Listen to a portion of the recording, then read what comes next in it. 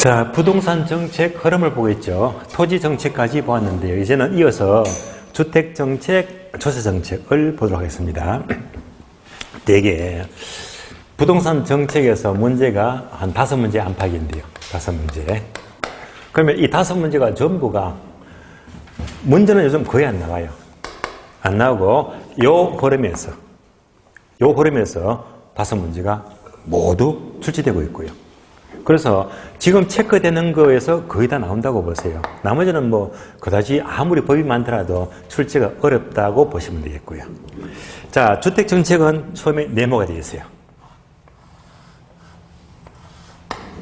중요하니까 적으면서 여러분들이 기억을 하셔야 됩니다. 뭐냐면요, 바로 임대주택정책입니다.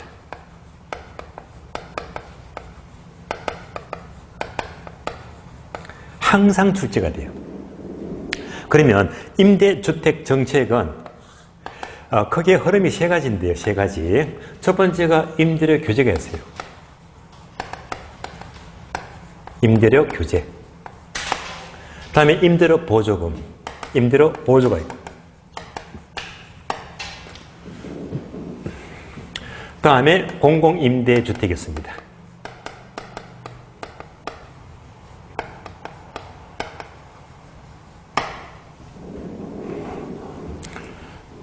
한 3, 4년, 4, 5년 전만 해도 얘는 워낙 중요한데 특히 3, 4년 전만 해도 임대료 규제나 보조 얘가 너무 중요했는데요. 그런데 최근에 2, 3년 전부터는 얘를 자꾸 모르요. 공공임대주택의 종류가 8가지가 있거든요. 그 내용들이 계속 나오더라고요. 그래서 항상 패턴이 바뀌더라고요. 그래서 이런 것들은 나중에 기본서에 다 나와 있으니까 이런 것들은 정리를 확실하시면 무조건 득점이 가능합니다. 자, 항상 한두 문제가 꼭 출제되고 있습니다. 다음에는 주택의 예고 과정입니다.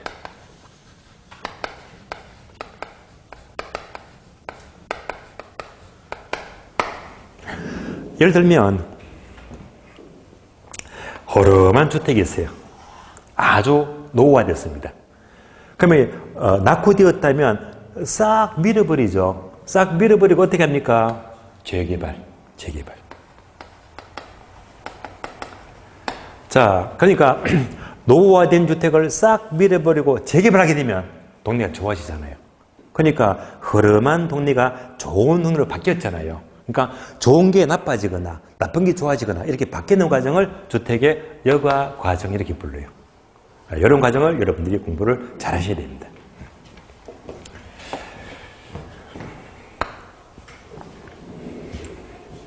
다음에는 이제 주택의 선분양과 후분양.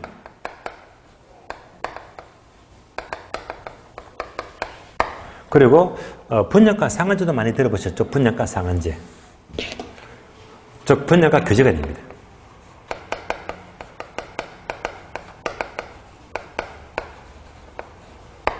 그리고 앞에서 보았듯이 우리나라의 모든 집가를 일어나시켰다. 집가 체계를 해서 이 공시지가. 토지 가격 공시가 있다면 마찬가지로 주택 가격도 공시를 하자 해서 주택 가격 공시제도예요.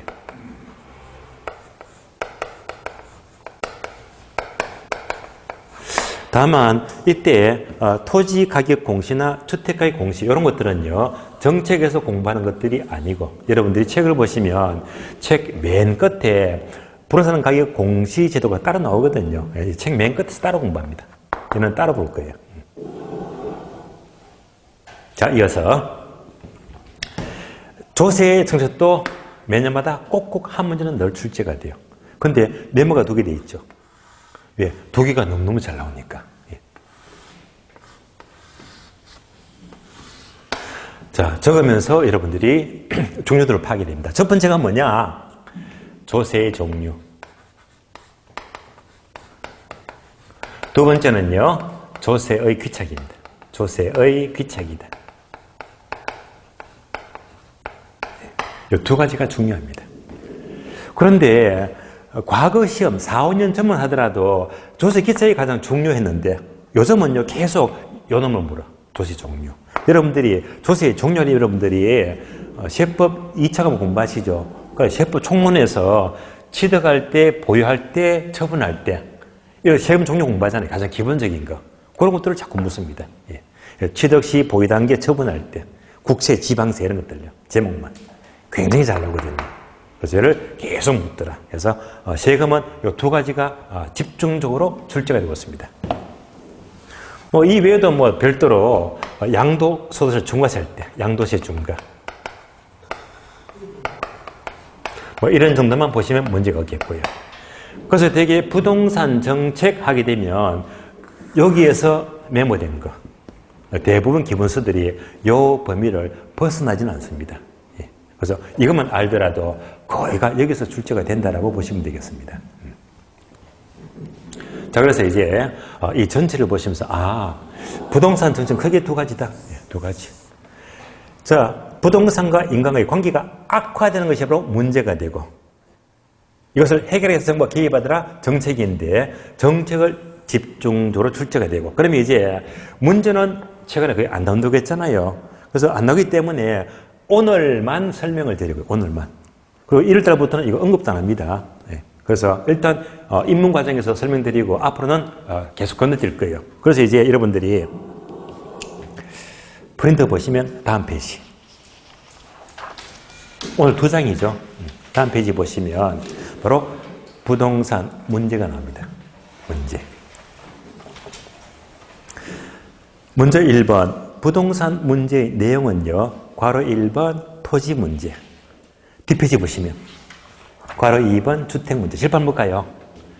토지 문제와 주택 문제 그대로 나왔습니다. 다시 앞페이지 보시면서 토지 문제는 자 목차 4개 있죠. 1번 토지 부족 문제, 2번 집가구, 3번 토지 이용의 비효율성, 4번 토지 소유 편중. 그대로 나왔네요. 토지가 부족하다, 집가구 투기 현상, 그리고 비효율적 이용, 소유 편중. 그러니까 이런 것들이 우리나라의 대표적인 토지 문제가 되고요. 그러면 여기서 제가 설명을 드릴 것은 집가구하고 토지 소유 편중 정도로 설명을 드리겠습니다. 땅이 절대 부족한데 인구가 자꾸 늘어나잖아요. 늘어나니까 필연적으로 땅값은 올라가면서 투기가 극성을 부리더라, 집가구. 그래서 여러분들이 자 프린터 보시면 자 동그라미 2번 집가구 문제가 다른 말로 투기 폐단이죠. 투기 문제. 그래서 집가구 문제는요. 기업, 니은, 디귿, 니었죠. 얘가 요즘은 안 나왔는데 초창기는 굉장히 많이 나왔습니다. 여기서 만약에 문제가 묻게 되면 이렇게 묻습니다. 다음 중에서 집가구의 폐단이라고 볼 수가 없는 것은 이렇게 묻는데 그러면 점수를 그냥 주는 겁니다. 이제부터 어려운 말 없으니까 목차 그대로 볼게요. 자, 땅값이 비싸니까 기업번 토지의 투기가 극성을 부리겠죠. 토지의 투기. 다음에 니은번 땅값 비싸니까 주택 문제 해결에도 나쁜 영향을 미친다. 항목 4개. 자, 택지비가 비싼 만큼 건축의 질이 떨어집니다. 또 땅값이 비싸니까 아파트에 지나친 고층화를 초래하고요. 땅값이 비싸니까 자, 세 번째는 밑줄 아세요? 직주분리 현상 밑줄. 자, 직주분리가 뭐죠? 직장과 주거지를 멀리 둔데 직장은 시내 한복판에 있고요. 주거지 우리 집은 외곽지 있고 직장과 주거지가 멀리 둔다 분리되잖아요. 그러면 아예 적어줘요. 옆에다가 이렇게.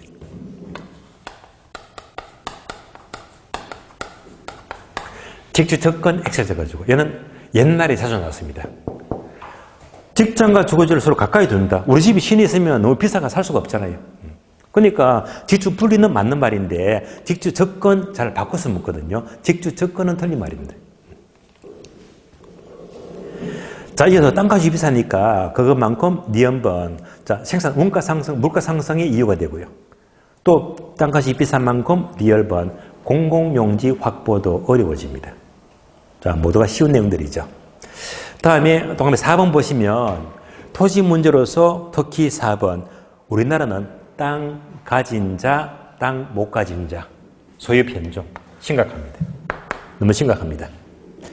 그러면 프린터 보니까 토지 소유 편중에서 땡땡 어떻게 되어 있죠? 진위계수가 0.9에 가까울 만큼 불평등도가 심하다. 이 말이 무슨 말인가 하면요. 바로 이때입니다. 토지 공개는. 언제? 1990년대 초입니다. 이때 토지공입위원회에서 우리나라 땅 분포도를 조사했거든요. 그 당시에 공개념위원회에서 이 조사보고서에서 당시에 땅에 대한 진위계수가 0.9 정도가 나왔대요. 이 말이 뭐냐? 특히 토지소유 변동 현상이 심각한데요. 이것을 알기 위해서는요. 아래 보니까 표가 나와 있죠. 단어 3개. 표를 보시면 로렌츠 곡선, 진위계수, 10분위 분별. 자, 이런 용어들은요. 오늘 듣고 이해만 하세요. 어려운 거 없어요. 한번 들으면 다 아는 거예요. 한번 듣고 이런 게 있구나 하시면 되고 이걸 억지로 암기할 필요는 없습니다. 이해만 하시면 돼요. 그럼 이제 로렌츠 곡선이 뭡니까? 진위계수가 뭡니까? 10분위 분별이 뭡니까? 하는 것은 이대로 설명이 안 되니까 아래 보니까 기억, 니은, 디귿번 설명되어 있죠. 이것만 따라오시면 돼요. 자, 기억번부터 봅니다. 로렌츠 곡선이 뭡니까? 하게 되면 네모 박스 그림이 있죠. 이 그림을 잘 따라오세요. 그림을 그려드리겠습니다. 그림 볼게요.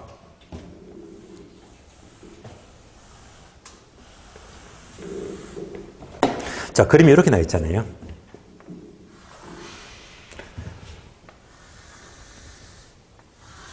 이런 그림입니다. 자, 이거 보시면 세로축이 소득이죠. 가로축은 인구. 자, 이 박스는요, 한 국가 전체를 말합니다. 한 국가 전체 소득, 한 국가 전체 인구입니다. 그럼 이때, 자, 그림 보니까 이렇게 대각선이죠, 대각선. 이렇게 나와요. 45도 대각선입니다. 얘가 로렌츠 곡선인데요. 이때 이 45도 대각선이 뭘 말하느냐 하게 되면 설명이 이렇게 되어 있죠. 완전 평등선 나와 있죠. 완전 평등선이다. 자, 이 말은 뭐냐면요. 그림 따라오시면 돼요. 자, 인구 소득입니다. 자, 먼저 한 국가 전체 몇 프로? 10%. 10% 인구가 10% 소득을 갖고 있대요. 10%가 10% 소득. 다시 20% 인구가 소득을 20% 갖고 있대. 되시겠죠? 30% 인구가 30% 소득을 가진대. 이걸 다 잊게 되면요, 대각선이 되겠지. 이 말은요, 누구나 평등하지. 대각선. 따라서 로렌츠 곡선이 대각선이면 모든 사람이 재산을 똑같이 갖고 있습니다. 완전 평등선. 이런 사회가 있다 없다? 없습니다. 없어요. 자, 이제 대각선 의미 아시겠죠? 다음에 그림을 보니까 이렇게 남아있네요. 이렇게 파란 선. 이렇게 나와있죠. 좀 볼록해졌네, 그죠? 볼록해졌잖아요. 얘가 뭘 말하느냐, 다시. 자, 좀 볼록한 이 곡선은요, 이렇게 보시면 돼요. 몇 프로? 30%. 자, 30% 인구가 소득을 얼마 갖고 있다? 이만큼. 10%. 그러니까 30% 인구가 소득을 10%면 30%가 잘 산대요? 못 산대요? 못 산다는 말이지. 그렇잖아요. 한 번 더 볼록해집니다. 이만큼 볼록해진대요. 여기까지. 이렇게 되면 무슨 말이죠? 이만큼이 몇 프로? 90% 인구. 90% 인구가 소득을 몇 프로 가진다? 10%만 가진대요. 90%가 잘 산다, 못 산다? 전부 다 거지. 90%가 소득을 이것만 갖고 있대. 결론, 로렌츠 곡선이 대각선에서 멀어지면 멀어질수록 잘 산다, 못 산다? 못 산다, 불평등하다. 나왔죠? 따라서 로렌츠 곡선은 대각선에서 멀어질수록 불평등. 그러니까 표를 보세요, 표. 표를 보니까 로렌츠 곡선은 대각선에서 멀수록 불평등. 이제 이해하셨죠? 예. 이해만 하시면 돼요. 그럼 다시 얘는 뭘 말할까요? 얘는 완전 평등인데 만약 로렌츠 곡선이 요거래요. 직각이래, 직각. 얘는요, 한국과 전체 모든 재산을 뭐지? 한 사람이 갖고 있네. 한 사람이. 그러면 뭐가 되지? 완전 불평등.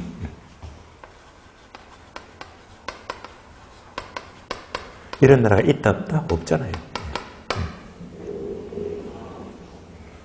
자, 그래서 로렌츠 곡선은 이렇게 대각선이면 완전 평등선, 대각선에서 멀어질수록 불평등하다. 여기까지 끝입니다.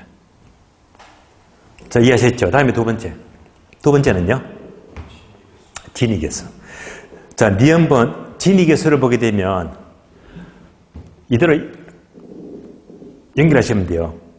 우리는 로렌츠 곡선을 그림으로 이해했잖아. 이 그림을, 요것을 숫자로 만들자, 수치화. 수치화 시키자. 자, 얘가 뭐라고 했죠? 90%가 전부 다 10% 수능만 가진대. 굉장히 불평등하다. 그림으로 보지 말고 숫자로 표현해, 숫자로. 수치화 시킨 것이 바로 진위계수예요. 따라서 로렌츠 곡선을 수치화 시킨 것이 진위계수다. 그럼 잘 보세요. 여기 지워버릴게요. 자, 현재 이만큼 볼록해. 빙글 친 부분입니다.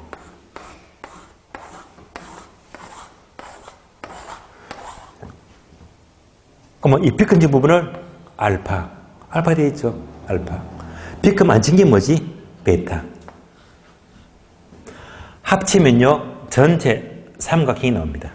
네. 그럼 이제 진위계수 하게 되면 어떻게 표현하지? 분모가 전체 면적입니다. 전체 삼각형. 전체 면적입니다. 전체 면적. 분자가 빗금 친 거. 빗금 친 거. 그러면 숫자가 나오잖아.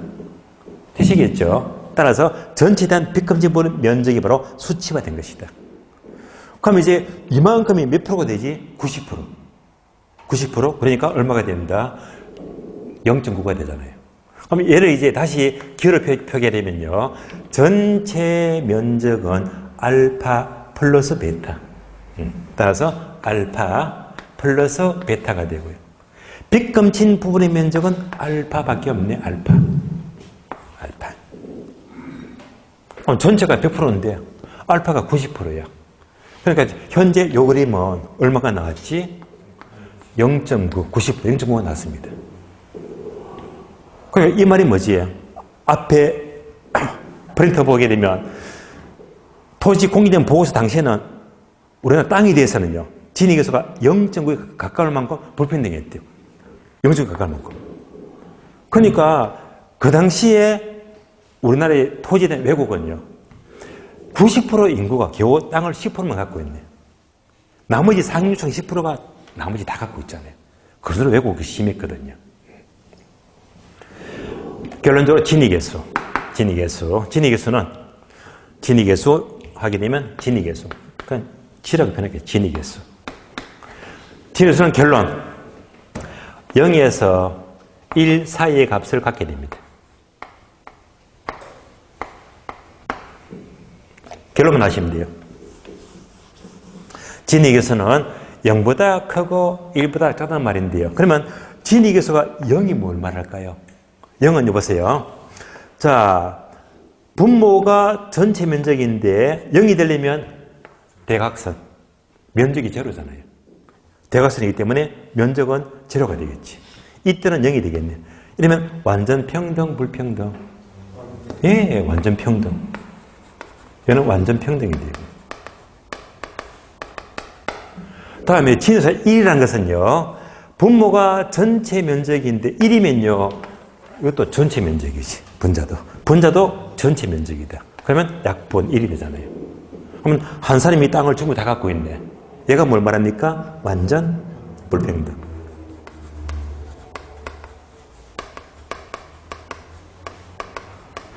결론 나왔습니다. 그러면 결론. 진위계수는 자, 클수록 불평등, 작을수록 불평등. 클수록 불평등. 한 번 더. 진위계수는 1에 가까울수록 불평등, 0에 가까울수록 불평등, 1에 가까울수록 불평등. 답 나왔죠? 자, 그러면 로렌츠 곡선이 멀어진다는 것은 진위계수가 1에 가깝다는 말입니다. 그럼 이제 표를 보세요. 표를 보게 되면 그대로 나왔네요. 로렌츠 곡선은 대각선에서 멀수록 불평등하고, 진위계수는요, 1에 가까울수록 불평등. 괄호 0이면 완전 평등, 1이면 완전 불평등. 다 설명드렸습니다. 참고로 제가 따로 인터넷 검색을 해봤어요. 현재 땅이 아니고요. 땅이 아니고 현재 우리나라의 진위계수가 얼마쯤 나올까 한번 검색을 했더니요. 2022년도 12월 달 말. 그러니까 이제 현재 우리나라의 진위계수는 약 0.331이 나오더라고요. 0.331. 한 이 정도?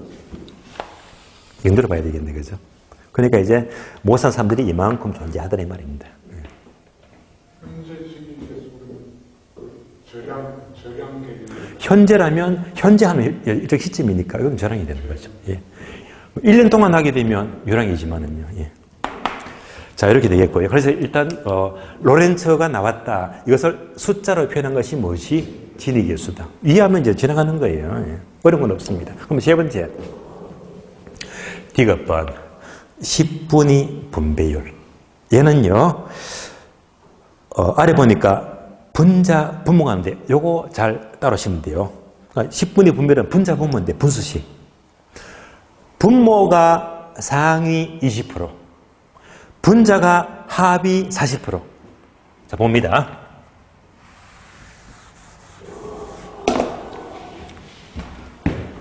(10분위) 분배율.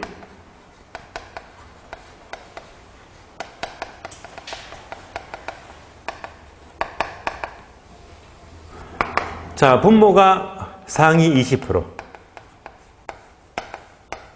소득의 합계입니다. 다음에 분자가 하위 40%. 소득의 합계가 돼요. 이렇게 나옵니다.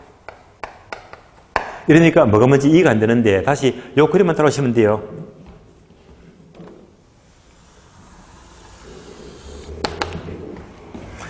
자, 우리나라 전체로 볼 적에 소득 상위 10%, 20%, 30%, 40, 50, 60, 70, 80, 90, 100.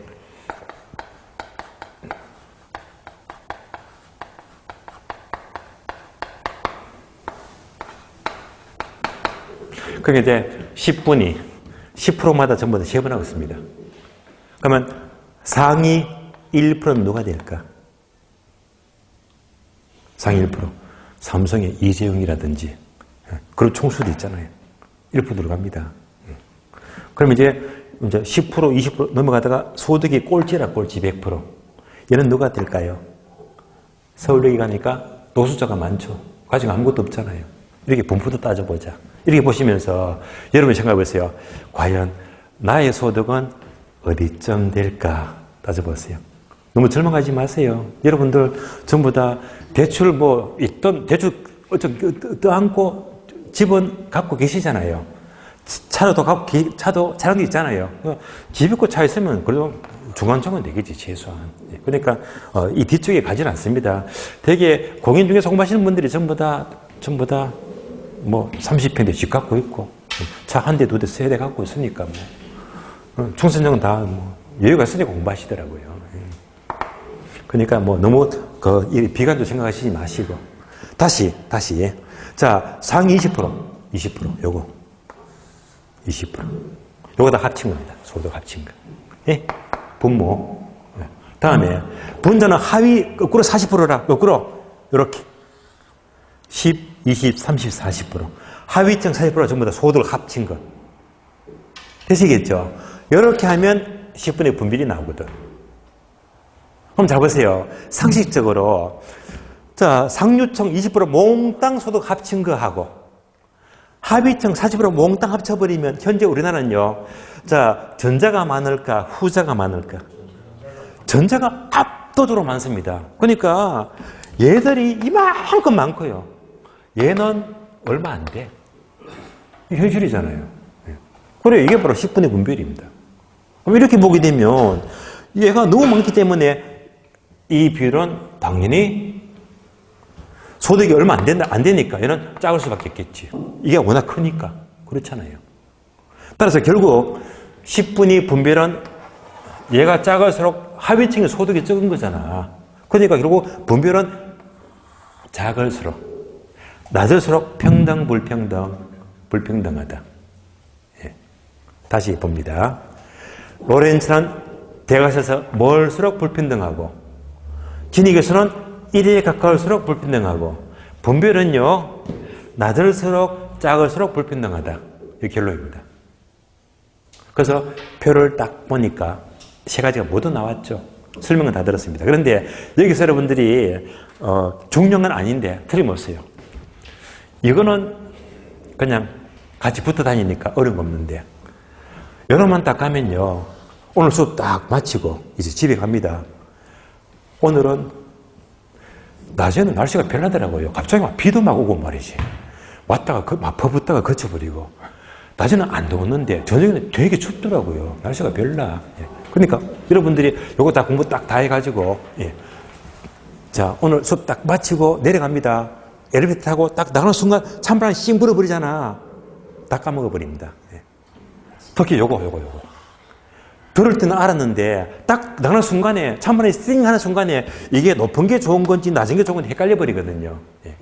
이런 것들이 정리가 잘 안 돼요. 그러니까 중요한 건 아니기 때문에 뭐든지 공부는 쉽게 공부하자. 쉽게. 예를 들어 볼게요. 예를 들어 봅니다.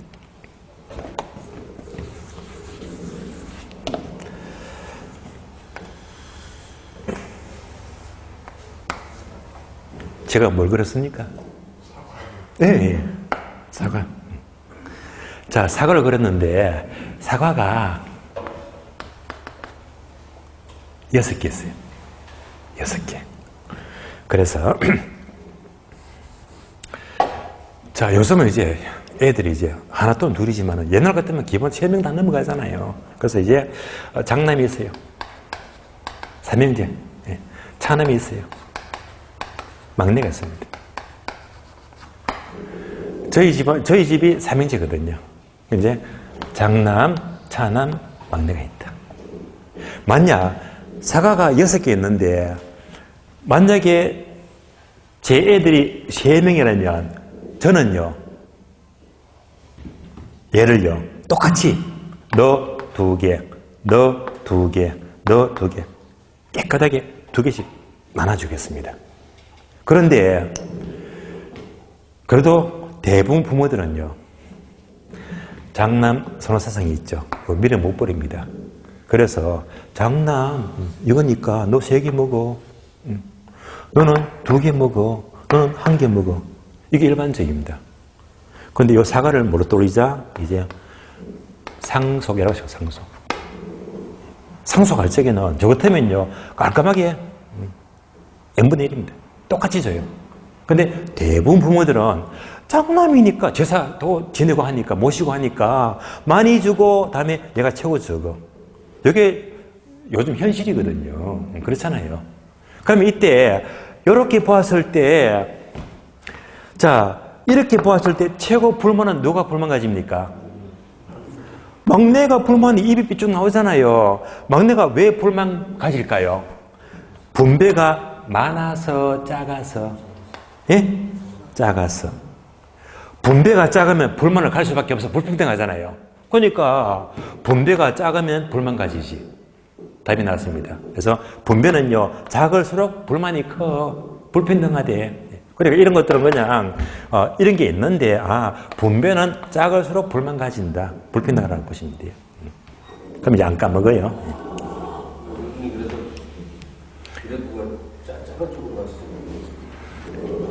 마치고 질문. 예. 자, 그래서 이제 결론 3가지. 소득, 소유 편중은 중요한 거 아닙니다. 그래서 결국 결론이 뭐지? 로렌츠는 멀수록 불평등. 멀다는 것은 진익의 수가 1에 가깝더라, 그죠? 1에 가까울수록 불평등. 분배는 작으니까 불만이 커. 분배는 작을수록 불평등하다라고 보시면 되고요. 여기까지가 이제 토지 문제를 보았습니다. 토지 문제. 다시. 그럼 이제 목차 보니까 부동산 문제가 토지 문제와 주택 문제인데요. 다시 주택 문제는 2가지네. 양적 문제와 질적 문제. 2가지다. 예. 그럼 이제 얘가 우리 프린트를 보시면 뒷페이지 보세요. 자, 뒷페이지 보니까 1번 양적 문제. 2번 지적 문제 나오잖아요. 이것도 어려운 말은 없습니다. 먼저 1번 양적 문제는 항목 6개 있죠. 다 볼 필요 없고 1번 인구의 증가다. 인구 동그라미 인구 동그라미. 상식적으로 인구가 증가하니까 주택이 양적으로 필요하잖아. 그래서 대표적인 이유가 뭐 때문에? 인구가 증가하니까 양적으로 주택이 필요하고요. 2번 핵가족화 현상. 얘가 뭐죠? 과거 분리. 과거가 핵가족화 되는 만큼 주택이 필요하잖아요. 양적으로. 다 쉽게 할 수 있는 거잖아요. 3번 개존주택이 노후화되니까 주택이 필요하더라. 양적으로. 공공사업에 따라서 주택이 철거되는 만큼 이사 가야 되겠죠. 그러니까 양적으로 필요하게 되고요. 결혼과 이혼이 증가하는 것도 주택이 양적으로 더 필요합니다.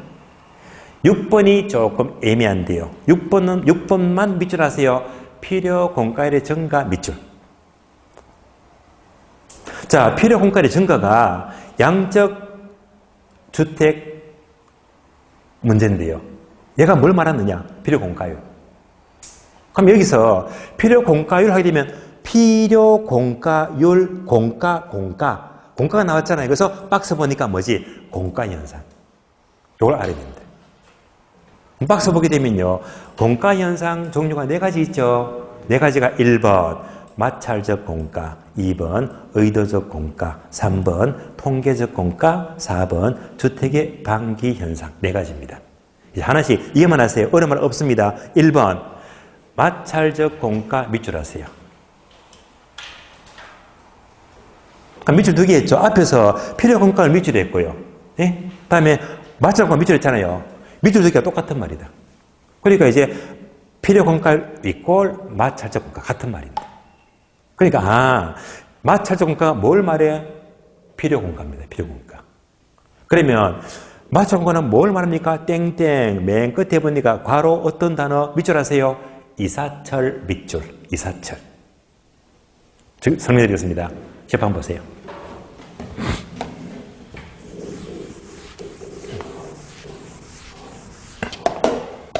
이사가 보셨죠?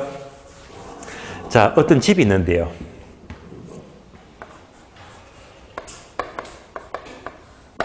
자, 이 소유자가 이사갑니다. 이사가요. 그러면 상식적으로 이사가니까 다른 세대가 이사해서 들어올 때까지는 자, 일시적으로 빈집이 된다. 그렇잖아요. 이사가서요, 들어올 때까지 며칠 동안 집이 비어 있잖아. 얘가 바로 마찰적 공가입니다. 이사갈 때 빈집. 되시겠죠? 예. 그러니까 이사간다, 들어온다. 요 사이 일시적인 빈집. 예. 얘가 바로 마찰적 공가. 그러니까 이사가니까 꼭 필요하게 공가가 생기는 거지. 이건 아주 자연스럽잖아요. 그래서 얘가 바로 마찰적 공가. 똑같은 말로 필요공가. 필요공가입니다. 그러면 이제 이때 필요공가가요. 대개 선진국 경우는 주로 3%. 1년에 연 3%입니다. 3%가 공가가 생기게 된 말입니다. 만약 필요공가, 마찰적 공가 얘가 3%인데요. 얘가 5%로 늘어났다면 이사를 많이 하는 거다, 적게 하는 거다?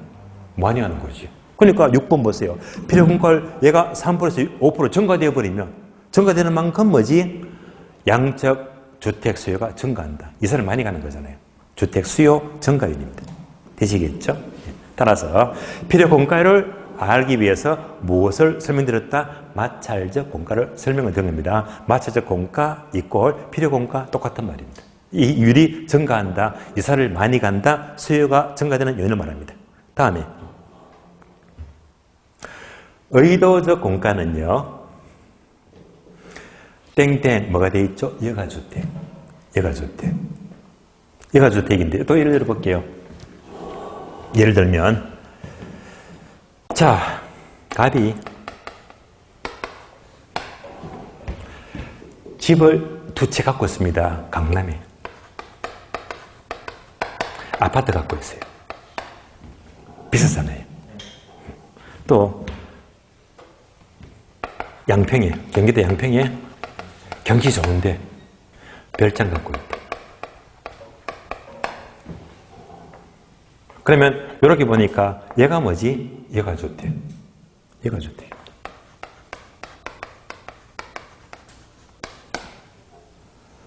1세대 2주택 맞죠? 집 2개 갖고 있잖아요. 그러면 연말에 가족들 다 데리고 월말에 이렇게 이제 바람 쐬러 가지. 이렇게 가니까 이렇게 놀러 가니까 요 집이 빈집이 되겠네. 2박 3일 잘 보내고 다시 들어오니까 또 요 집이 빈집이 되겠네. 얘가 뭐죠? 의도적 공가. 되시겠죠? 그래서 의도적 공가는 얘가 주택이 있어요. 여기 가니까 빈집. 이게 바로 의도적 공가이다. 예. 얘가 주택이죠. 그래서 아주 초창기 우리 기초 문제는요. 얘가 주택이 아니고 호텔. 호텔은 네 집이 아니잖아. 호텔에 가니까 의도적, 이건 틀린 말이잖아요. 반드시 얘가 주택하고 합쳐가지고 1세대 2주택. 이럴 경우에 가니까 의도적으로 공가가 생기더라는 말입니다. 다음에 3번 보시면 통계적 공가. 자, 통계적 공가는요. 문장 그대로 보세요. 얼마 이상 3분의 2 이상을 건축하면요. 통계적으로 완성된 주택으로 간주해 버립니다. 그 걔만큼 공가가 생기잖아요. 통계적 공가라고 보시면 되고요. 다음에 4번요. 주택의 방기 현상. 이 방기 괄호 한문 보이죠? 한문을 알려고 하지 마시고요. 자, 방기란 말이 뭐냐, 방기. 이 말이 어려워요. 그러니까 그냥 쉽게 보자. 방기했다. 더 쉽게. 방치했다. 방치는 또 아시죠? 시골에 촌집이 있는데 아무 쓸모가 없어. 그냥 쓸데가 없어. 방치해버리지. 이거 뭡니까? 주택이 방기. 그런 집을 들어 보시잖아요. 점점 시골에 촌집, 빈집이 많잖아요. 그래서 이게 방치된 집이 바로 주택의 방기 현상이다. 자, 공가가 4개 있습니다. 그러면 이제 여기서 자, 뭐만 돌리면 돼? 마찰적 공가와 똑같은 말이 뭐라고 했다? 필요공가율. 여기서 증가하는 만큼 이사가 많아지더라. 양적 주택 수요 증가가 된다. 이걸로 끝. 다음에 괄호 2번입니다. 자, 질적 주택 문제. 자, 질적 수요 증가율은요. 항목 6개 있죠. 1번. 소득이 증가합니다. 소득 동그라미. 소득만 떠올려. 자, 소득이 연봉이 자꾸 높아지게 되면 내 아파트가 10평 돼서 20평 돼, 30평 돼, 40평 더 큰 집을 선호하잖아요. 바로 소득 증가 때문에 더 크고 나은 집을 선호하더라. 이건 끝입니다. 그럼 나머지 그냥 보시면 돼요. 소득이 증가하더라. 니은번. 그것만큼 생활 수준이 늘어난다. 더 큰 집을 선호하잖아요. 3번. 문화생활의 욕구라든지. 다음에 5번. 용자가 확대가 되고 여러 가지 정보 시책 등으로 인해서 더 크고 질적으로 좋은 집을 선호하더라. 그래서 이제 정리 끝났습니다. 주택 문제는 양적 문제가 있고 질적 문제가 있는데 양적 문제가 우선해야 될 문제고 이 문제가 해결되어 버리면 양적은 해결되게 되면 그 다음부터는 더 크고 질적 좋은 주택을 선호하려고 하더라. 이렇게 이어집니다. 자, 지금까지 부동산 문제를 보면서 크게 두 가지가 뭐하고 토지 문제와 주택 문제까지를 보았습니다. 어려운 거 없으니까 한 번 들으면 다 할 수 있는 거거든요. 그럼 다음에 이제 프린터 보니까 목차 2번 있죠. 2번 보시면 부동산 문제 특징 표를 보니까 5가지. 악화 성향, 비가역성, 지속성, 해결수단 다양성, 복합성이 있다. 얘가 뭐냐? 다시. 자, 부동산 문제가 2가지입니다. 뭐하고 토지 문제와 주택 문제. 얘들이 어떻게? 공통입니다. 자, 부동산 문제의 특성이죠, 특성. 그러니까 토지건 주택이건 둘 다 공통된 특징이 5가지가 뭐지? 악화 성향부터 복합성이 5가지입니다. 자, 이 내용들도 어려운 말은 없습니다. 하나씩 봐요. 먼저 첫 번째, 토지 문제건 주택 문제건 악화성이다. 악화성은요, 제목 그대로 문제가 생기면 점점 더 악화된대요. 나빠진대요. 그래서 악화성하게 되면 한번 우리나라 속담을 들어볼까요? 악화성량. 여러분 아는 속담인데 바늘도둑이 무슨 도둑이 된다? 소도둑. 이게 바로 악화성량입니다. 그래서 악화성은 점점 더 악화되니까 항목 4개 있죠. 2번째 보세요. 지가 대책을 소홀히 하게 되면 지가 상승으로 그만큼 투기가 극성을 부리고 공민경제에 나쁜 영향을 미친다. 악화성입니다. 세 번째, 토지 이용 규제를 소홀히 하니까 무유산 확산, 섣불로 현상. 그래서 무유산 확산이 더욱더 확대되고 나빠지더라. 악화성입니다. 두 번째, 비가역성은요, 짧게 말하면 돌이킬 수가 없다. 회복되기가 어려운 성격입니다. 자, 돌이킬 수가 없다. 우리 속담에 어떤 게 있습니까? 비가역성. 소 잃고 뭐 고친다? 외양간 고친다. 이미 손을 잃어버렸잖아요. 고쳐본들 뭐합니까? 비가역성입니다. 그러니까, 자, 비가역성은 돌이킬 수가 없는 특성인데요. 따라서 첫 번째로, 한번 폭등한 집가는요, 다시 원래대로 돌아오기가 어렵습니다. 비가역성. 두 번째, 토지 용객을 한번 잘못 떼어버리면 원래대로 환원시키기도 어렵다. 비가역성입니다. 다음에 세 번째. 자, 지속성하게 되면, 지속성은 문제가 한 번 발생하면 계속 지속이 된대요. 요거잖아요. 요거. 주택은 양적 문제가 해결된다고 하더라도 끝난 게 아니지. 여전히 계속해서 질적 문제가 계속되고 지속이 되더라. 이런 것들이 바로 지속성입니다. 지속성하게 되면 또 이거랑 비슷한 속담이 있죠. 예를 들면, 자, 얘가요, 3살부터 언제까지 간다?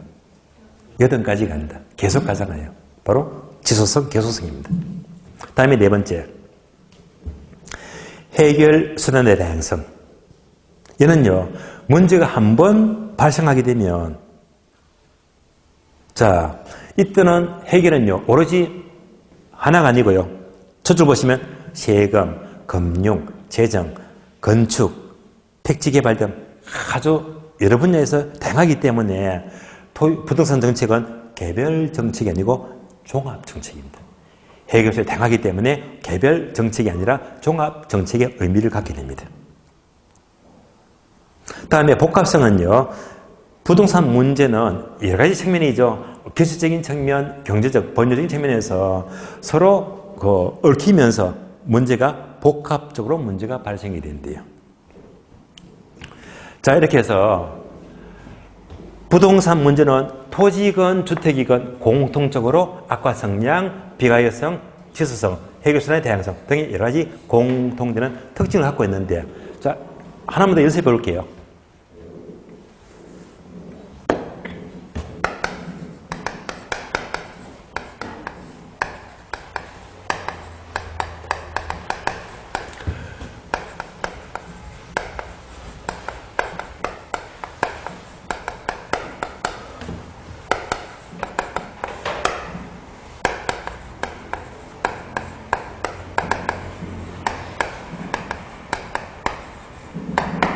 어려운 건 아니죠. 토지를 한 번 잘못 산 것은 다시 팔기가 어렵다. 얘는요, 방금 특징을 쭉 봤잖아요. 악화성량, 비가역성, 지속성, 해결수단 다양성, 복합성. 어디 속할 것 같아요?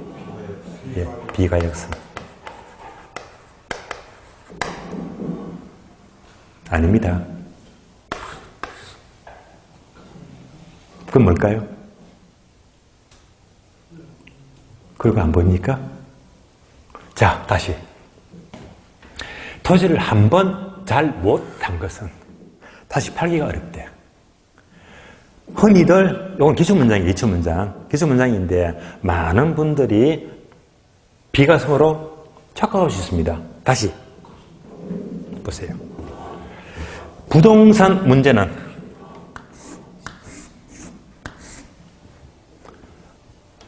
부동산과 인간과의 뭐지? 관계 악화 현상입니다. 예. 관계가 악화되었을 때 문제가 발생합니다. 얘가 문제적입니다. 그러니까, 자, 관계 악화 현상이 바로 벌써 문제가 됩니다. 그럼 다 보세요. 다시 이 문제. 토지를 한번 잘 못 산 것은, 여기까지가 이유가 뭡니까? 관계 악화가 아니야. 예. 무슨 말이죠? 토지를 잘 못 샀어요. 왜 못 샀습니까? 지가 못나가 못 샀지. 그죠? 지가 못나가 못 산 거라. 예. 지가 못나가 못 산 거는요, 관계 악화가 된 게 아니라, 그래, 이 자체가 뭐지? 부동산 문제는 아니다. 아니다 이 말입니다. 그래서 다시 표를 보세요. 표를 보시면요. 자, 두 번째가 비가역성. 을 보니까 다섯 번째를 참고표 있죠. 당고표. 참고표를 보게 되면 토지를 한 번 잘못 산 것은 다시 팔기 어렵다는 것은 관계 악화가 아니기 때문에 문제가 아니란 말입니다. 비가역성이 아니란 말입니다. 관계 악화된 게 아니라 쥐가 못 나가 못 산 거기 때문에 책임은 쥐한테 있는 거야. 그럼 이제 얘는요, 이제 비가역성으로 볼 수가 문제가 아니니까 뭘로 봐야 된다? 결론. 쥐가 못 나가 잘못 산 거잖아요. 예. 그러니까 얘는요, 부동산 문제가 아니고 정확히 본다면 경제적 하자입니다.